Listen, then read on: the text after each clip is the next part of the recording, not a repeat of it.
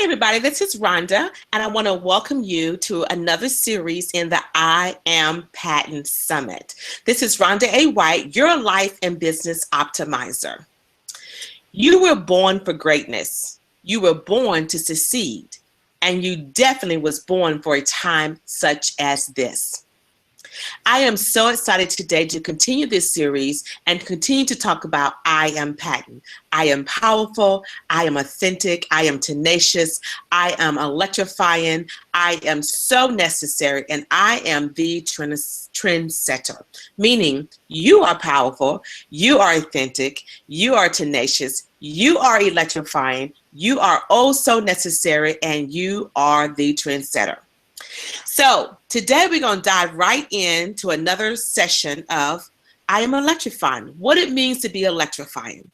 And I am so excited today to have a very wonderful lady join us today.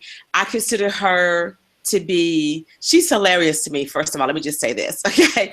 I've known her for about 4 years. We were in a personal development program years ago, and then from that just kind of developed kind of a personal relationship and a business relationship. And she's funny, she's hilarious. She gives back into the community every day because of what she does daily in her job.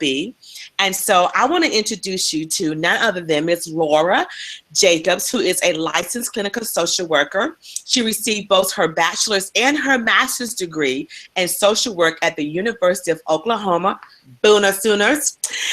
During the past 10 years, Laura has worked to provide therapy for children and families with a focus on adolescent and young adults.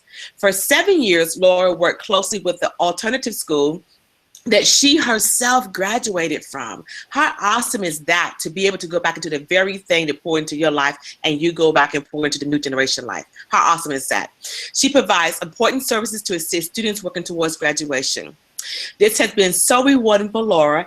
As a teen, she struggled with her own mental illness and credit therapeutic services as a vital part of her recovery process. She feels strong about working with youth who may be struggling because she can also identify and relate to them. Laura provides hopes and tools to help the teens she serves find their own path to recovery.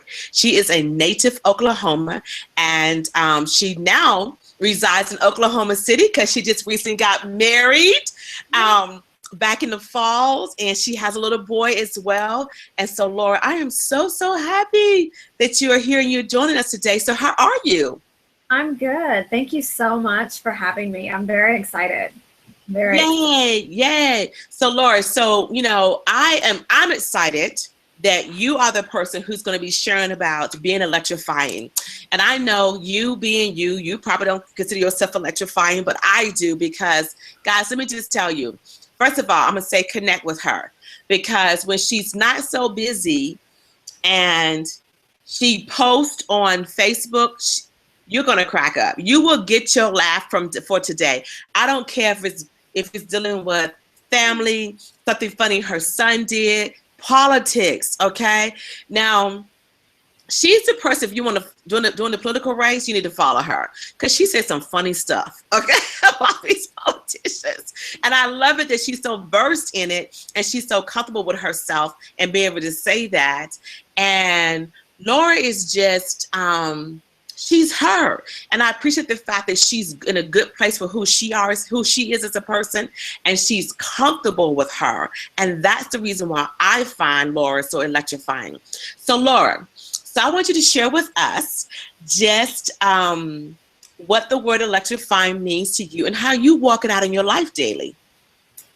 So when I got this topic, I did some research, and I found that there are a lot of different ways that people might think of the word electrifying. And so the first thing that came to mind to me was passion. When you're passionate about something, that's a big one. But then some other words that I found were invigorate, fire, enthuse, and empower. And I liked that so much, because power and passion that's a wonderful relationship to have in your life, those two things together. And so then I started thinking about, for me, when do I feel the most on fire? When do I feel the most passionate?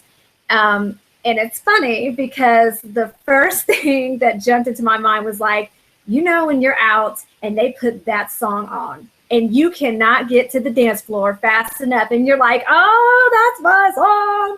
And everything else gets left to the wayside and you are on the dance floor and you just feel it from the inside out. And that's, to me, that's being electric and that passion and that fire. So, And, you know, I got to interrupt you right there, Laura, because listen, everybody has a song, right? yes. We yes. all have that one song that come on the radio. I don't care how you feeling. I don't care what's going on with you. You are like, hey, that's my jam. That's my jam. Yes. I don't care if it's country western, if it's hard rock, if it's R&B, if it's gospel, whatever it is. So you're exactly right. That is a great time for us to actually look at someone and just see how electrifying they are and understand something does move them. Yes, yes. And it's that feeling that you're almost going to come out of your skin, you know? It's such a powerful feeling. And that was my first thought. And so then I thought, well, okay, but not everybody's going to be in the club dancing every week throughout their life. So you need to find another way to communicate that. And so then I started thinking of just what it is that gets me fired up on a day-to-day basis. And it's definitely right now, it is absolutely politics. It is this presidential race that is happening. And then even when it's not an active race, I stay pretty versed and pretty political in things because some of my biggest passions in my life that get me the most fired up are things like social justice, human rights, equality, things like that that really get me going. And I try to be at least somewhat educated before I go off on Facebook because, as you know, Rhonda, I go off. And I think I probably have people that are like, oh, it's political season, don't even read Laura's posts. But for me, that's those types of issues really get me fired up and really get me going. And that's where I feel very electrified and very passionate, is in those realms. So, you know, Laura, I don't think I've ever asked you this in the 4 years that I've known you. And so because I'm going to ask you now, putting you on the spot, sorry. But Okay. Listen, so what got you so involved in politics, first of all? Because, you know, well, we all know there's Democrats, there's Republicans, there is independent now. A lot of people have switched over to become an independent voter now. Yes. And so it's a tough, this one here is tough. You know, it's just even the nominations for candidacy, I don't care what side of the party you on, it's just tough. Yes. But what got you, because you know what, because I think that even after we finished that program that we were in together 4 years ago, I just think that was the first time I really noticed you on Facebook. I was like, this girl is hilarious. Oh my goodness. They need to like make you a commentary for both race to plug in your remarks, you know, because it was really funny. So what electrified you about politics? What got you involved in it? Why are you so passionate about it? I first started getting involved a little bit during the Bush era. And I was in college when 9/11 happened and everything that followed. And I think taking my passion for human rights and social justice and environmental causes and all of that, being very passionate about those things, once I kind of became aware of how politics and policies and money and all of that plays into that, I just started getting more and more involved. And then the 2008 election with Barack Obama was really the first time I really just dove all the way in and got more involved in that aspect. So. Awesome. So I know that you are doing some exciting things in the community. I know that your heart is working with youth. So let's just, because you know what, because let's just talk about that. Let's just talk about being electrifying there, because, you know, you're a parent. And of course, Yes. we're going to have parents that's going to be listening to this. And so let's talk about ways that they can also be electrifying, even with working with our young people, working with their kids at home, being involved with their kids, keeping the kids motivated, because you do a really great job with Strider. You know, just keeping him going, and he does some crazy stuff. And even the way you approach it, it's different, you know. And so let's share about that. I think being open and honest with our kids is so important, because they have to respect us and they have to trust us. Now, you have to be able to have boundaries. I mean, open and honest does not mean that they know every detail of your life, but, you know, helping them understand why we make the decisions we make. It's, you know, it's not always a negotiation, because, you know, Rhonda, I don't play. So there are times at my house on a regular basis that's what I said and that's what's going to happen. So it's not a negotiation, but I don't have any problem explaining to him why, and, you know, and he trusts me. And so that helps us get through some of those harder times. So I think being open and honest and consistency. Be consistent. Do what you say you're going to do, how you say you're going to do it, both positively and when you're in their butt about something, you know. And I think being able to find that balance between being especially when you're dealing with teenagers, you have to be open and comfortable enough in your skin as a parent that they can approach you, but we're not here to be their friends. That's not what they need from us. And so I think just being very comfortable in who you are and having your own passions in your own life that they see, then they see, oh, mom is doing this, mom is doing that. And it rubs off on them that mom is passionate, mom goes after this, and she works hard for these things that are important to her. And I think that really helps our kids respect us, and it sets a really good example of how to work hard and go after your dreams and go after the things that fire you up. Let them see that side of you. That would be nice. Awesome. You know, and guys, you know, just like Laura is sharing with us now, and just how this is how she is all the time. Even when this chick has a headache, she's like this all the time. So it's just something that's innately in her, just to always have that upbeat, electrifying personality, you know, and stuff. And I absolutely love and adore it. So what would you say to a parent that's out there that's listening and they're saying, you know, hey, listen, I get it. You know, I go to work for 8 hours a day. I come home.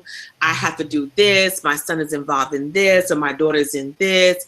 I'm tired. I don't have time to still be electrifying and bubbly. But it's so important that we set that example for our kids. So what do you say are some things that maybe you do personally in relation to self-care for yourself that helps you to keep, you know, that upbeat spirit that you have, and to keep you being passionate and electrifying about what you're doing? So I was, until October, a single parent basically from the time my son was born, and I worked 2 jobs for 4 years. So I get it. I get it. And I just have one. I can't imagine parents out there that are juggling 2 and 3 or more children. And for me, the foundation is my tribe. I have an amazing tribe, and I knew that I was going to need that early on. And so I never had any hesitations about asking for help. And it's not just family. I have very close friends who my son has gone on weekend trips without me before. And so I think building that tribe and have your support system, even if it's not who you wish it could be. You know, maybe your relationship with your family is not what you would hope, or you don't trust your family for whatever reason with your children. Look at the best friend that you have. Look at the neighbor that is always there for you and has children. I mean, you look around into unexpected places sometimes to build that tribe and build that relationship. And then use them. When you have had enough and you need a night of uninterrupted sleep, it's okay to call your tribe and say, I need a break. Can he come stay with you? Or, you know, and of course that's easier when it's grandparents or aunts and uncles, but my friends have done it. And I have found that I am a better parent when I get a break.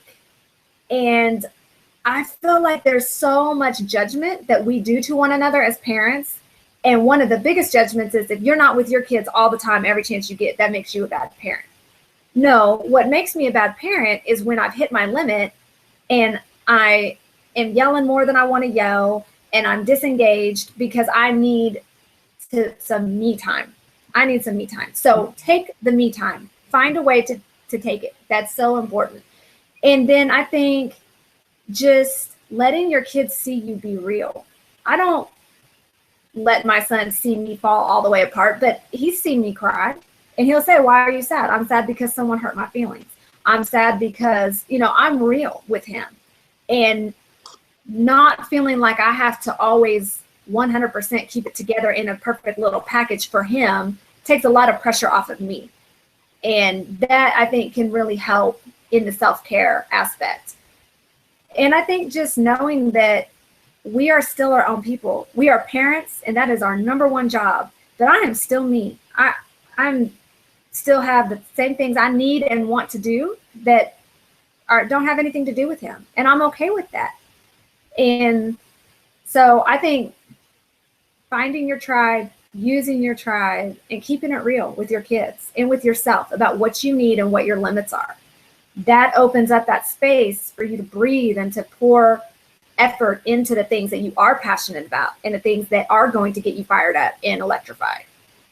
That's awesome. That's amazing. You know, and when you were talking, I was thinking about I remember when my son, who's now 34, when he was younger, listen, and I remember the first summer this happened, he was probably 3 years old, and my husband and I had separated, and I moved to Oklahoma, and so all of my family and all of his family was back east, and he was overseas because he was still in the military, and he said, well, you know, I want to have my son during the summertime, and so since I'm not there, can he go to my parents' house?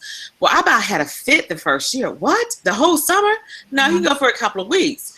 But listen, let me tell you something, parents. I want to say this from one parent to another parent. It is good for you, and it is good for your children. My son, after that, went every summer. Let me tell you something. School got out in May here. And here in Oklahoma, it gets out of school in May. Back in East, it's in June. So right around Memorial Day, he would probably be here for about another 2 weeks, and then he would leave, and he would go there, and he would be gone the whole entire summer, and he would come back maybe the week before school started here in Oklahoma, which was in August. And it was wonderful.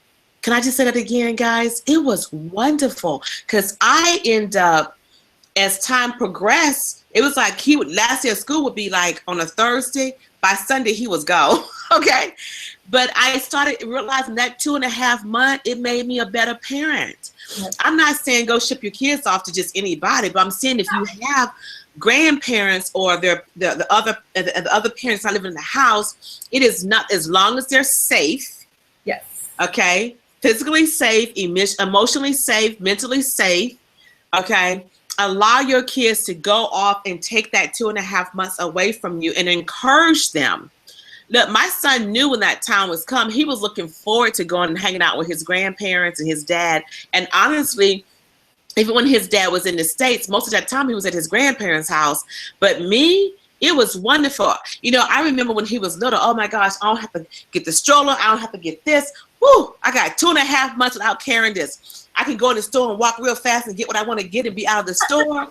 You know, I mean, we laugh about it, but it, you know, it's the truth. We real. Yeah. And it was wonderful. And then I can, like, all my friends knew that my baby boy was gone in the summertime, and they were like, okay, we can go hang out, you know. And so then we would take little trips and we could go do things like that. But that's a very good point to make about the tribe, Laura. Get your tribe around you for support as single parents, because I promise you, when you're taking care of yourself, it does allow you to be electrifying. And I remember people always saying, this girl smiles all the time. She's always happy. Well, 2.5 months out of a year, I didn't have to be anything but me. Right. You know what I'm saying? And there was no extra laundry. I mean, guys, I was crazy because I was like, okay, I'm picking out 2 pair of pants. I'm wearing the same 2 pair of pants all week. I'm just going to switch out tops just to cut down the laundry, you know. But so that's a very good point about just the tribe thing and taking care of yourself, because you need the break as well. And even as my kids got older, and I have a daughter and they got older, and they had activities, so they would still go, but not as long because of things they was involved in. Well, I just went on and plugged in. I had my tribe here. So about every quarter, I would drive 3 hours away to Dallas, Texas, and just go get a weekend away. Yeah. I would go shopping, go in a hotel. I love jazz music. I would go out to some place to play jazz that Friday night, you know, and just, you know, I just had that break. And Saturday, besides shopping, I was in a hotel. I ordered food, and I would just have all this food in the hotel room. I would run me a big old bathtub and get in the tub. There's nobody to come and say, Mom, Mom, Mom. And I loved it, but I did it about once a quarter. So yes, absolutely. So, hey, listen, I want to encourage you guys. You see right here on the banner, it says Facebook. I want you to join the Facebook group, I Am P.A.T.E.N.T., I-A-M-P-A.T.E.N.T with a D, because in that Facebook group, Laura's going to be there. All the speakers for this whole summit is going to be there just so that you can connect with them, because it's not about me. Okay, it's about all of us. This is the reason why how P.A.T.E.N.T was birthed. P.A.T.E.N.T was birthed out of the fact that I want you to know that you have the exclusive right to be in control of you. And I wanted Laura to speak from a sense of being a parent, because a lot of times we put all these fears, you know what I'm saying? We build up all these fears for no reason, and we're afraid of the unknown. Yes. But after we have tackled that unknown, then we go, oh, what was I afraid of? You know what I'm saying? Don't you agree, Laura, about that, about fears?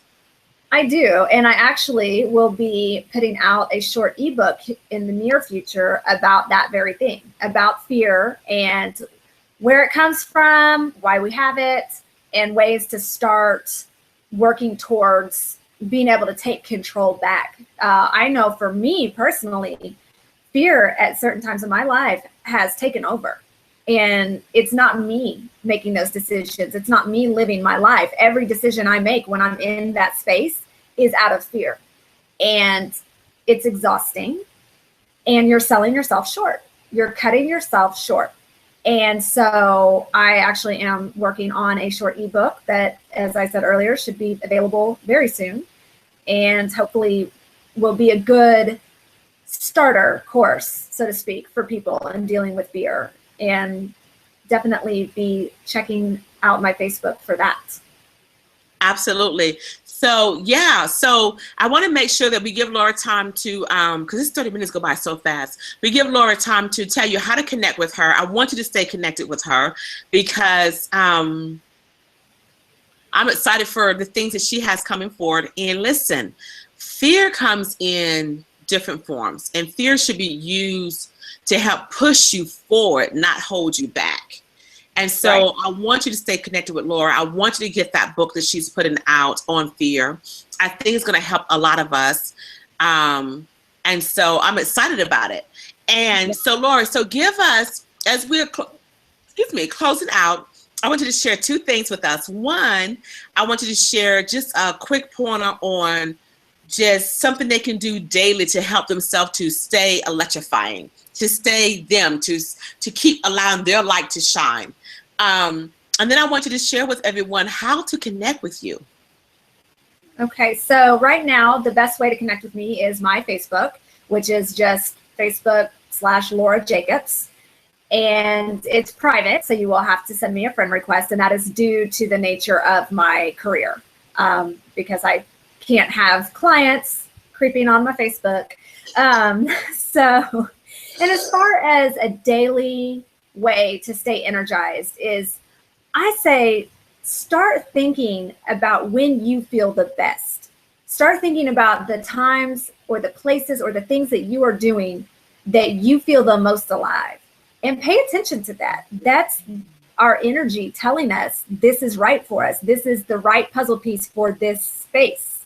And if it's with your children, if it's with your family, if it's something career oriented, volunteer work, pay attention to that and just be looking for ways to develop that muscle within you. And it doesn't have to always be something that you're doing outside the home. I do a lot of reading online about different things that interest me.